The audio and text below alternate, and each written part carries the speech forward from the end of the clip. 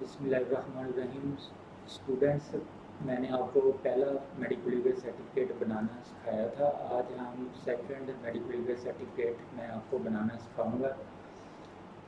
Same जिस तरह पहला मेडिकल लीगल सर्टिफिकेट मैंने बताया था कि पेशेंट का जो नाम आपने सबसे पहले उसमें मेंशन कर देना है, उसके बाद उसकी कास्ट वगैरह, उसका सन ऑफ, फिर उसकी एज, फिर उसका सेक्स, ऑक्यूपेशन, उसके बाद उसका एड्रेस, ये सारा मेंशन करना है। उसके बाद आपका date and time of arrival, कि वो कब हमारे पास आया था। उसके बाद उसका एग्जामिनेशंस वो भी यहाँ पे लिख देना है आपने कॉपीज़। उसके बाद number and date of police docket है। तो ये नंबर जो है, आप पुलिस वाले एक डॉकेट लेके आते हैं। डॉकेट होता है कि request report to conduct the autopsy. तो वो आपने यहाँ पे डॉकेट नंबर लिख देना है। उसके बाद number and name of police constable, same जिस तरह पहला मेडिकल लीगल सर्टिफिकेट आपने फिल किया था, इसको भी वैसे ही आपने फिल करना है। उसके बाद 2 आइडेंटिफिकेशन मार्क्स हैं कि इनके जिस्म पे मोल वगैरह है या कोई पुराना स्कार वगैरह है, वो लिख देना है। उसके बाद इसका NIC नंबर आपने इसका लिखना है। ब्रॉट बाय पुलिस लेके आइए उसका। If admitted date and time of admission, अगर कोई फायर आर्म का केस है या कोई हेड इंजरी का केस है, वो एडमिट हुआ है वार्ड में, तो आपने उसकी एडमिशन का डेट लिखना है और उसके बाद उसका एडमिशन के डिस्चार्ज आपने लिख देना है।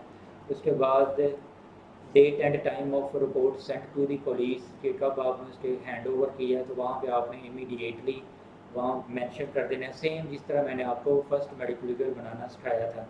उसके बाद पेशेंट के, अगर तो वो बच्चा है लेस दैन 18 ईयर्स है, तो उसके पेरेंट्स के भी आपने फिंगरप्रिंट लगवाने हैं। अगर वो अडल्ट है, बालिग है, तो उसके आपने यहाँ पे फिंगर प्रिंट लगवाने हैं। सेकेंडली उसका आपने साइन भी लेने हैं।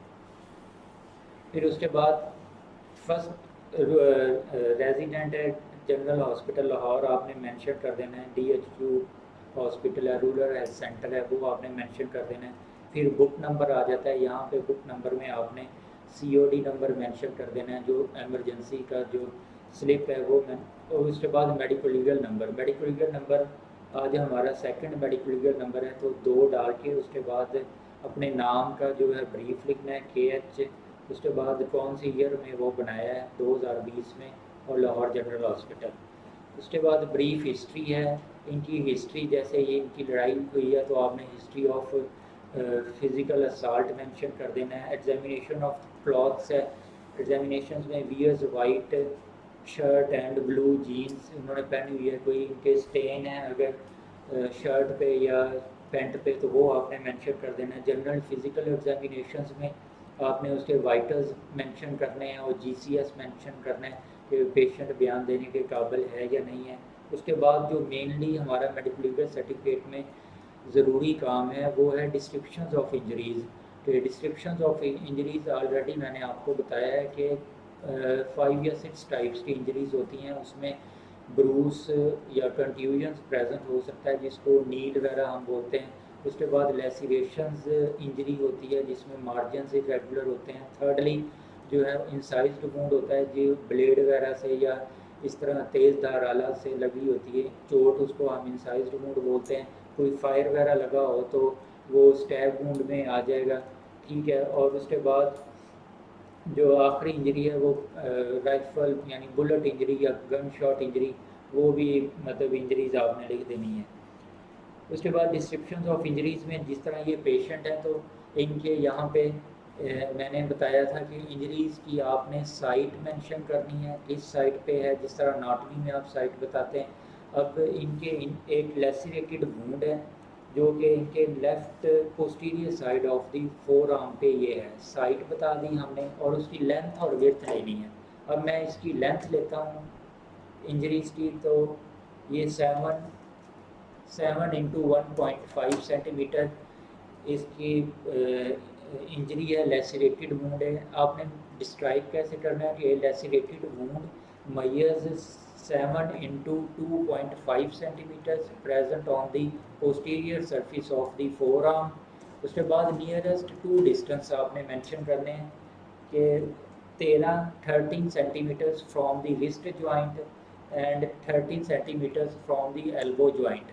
A lacerated wound measures 7.5 into 2 centimeters present on the posterior surface of the left forearms, 13 centimeters from the wrist and 16 centimeters from the elbow joint.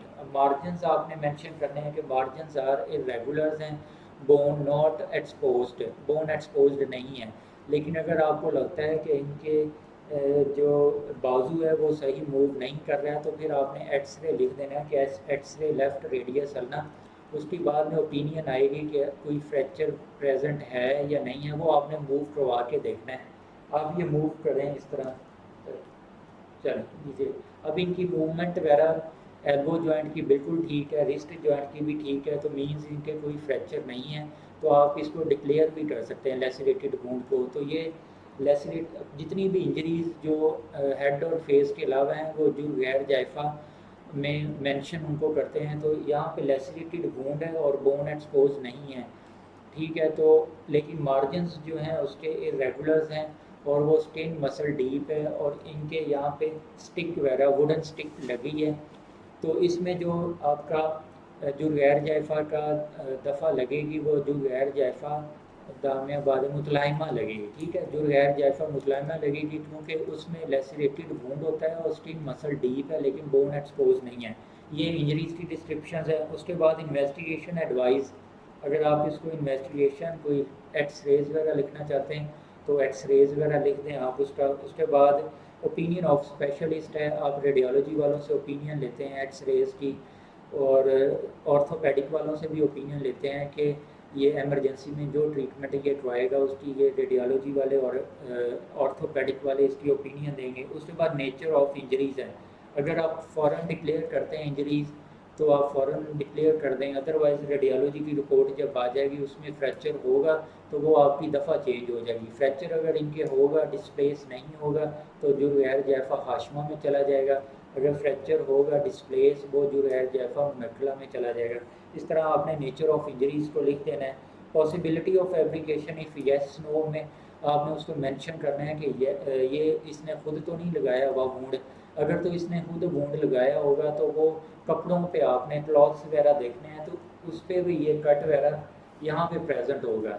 Patient अगर कहता है कि मेरे यहाँ पे चोट लगी है तो कपड़ों पर भी उसके मेंशन वो वैसा ही वुंड होना चाहिए जैसे उसकी लेंथ और विड्थ वुंड की थी। लेकिन कुछ लोग मतलब फैब्रिकेटेड खुद लगा के आ जाते हैं, वो आपने अपने एक्सपीरियंस से चेक करना है। तो पॉसिबिलिटी ऑफ फैब्रिकेशन में आपने अगर आपको लगता है कि इसने खुद लगाया है तो आपने येस मेंशन कर देना है, अदरवाइज़ आपने नॉन लिख देना है।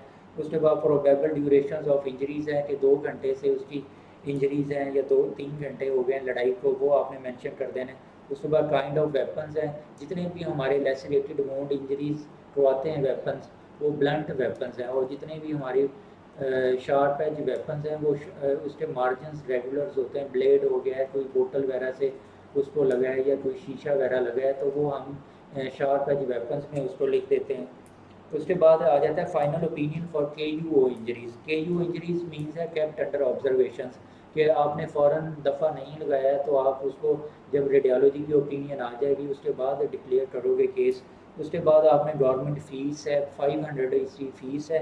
उसके बाद मेडिकल लीगल एग्जामिनर की साइन स्टैम्प हो जाएंगे और नीचे एक उर्दू में लिखा हुआ है कि MLC की कार्बन कॉपी हमने हैंड ओवर कर दी है पुलिस वाले से।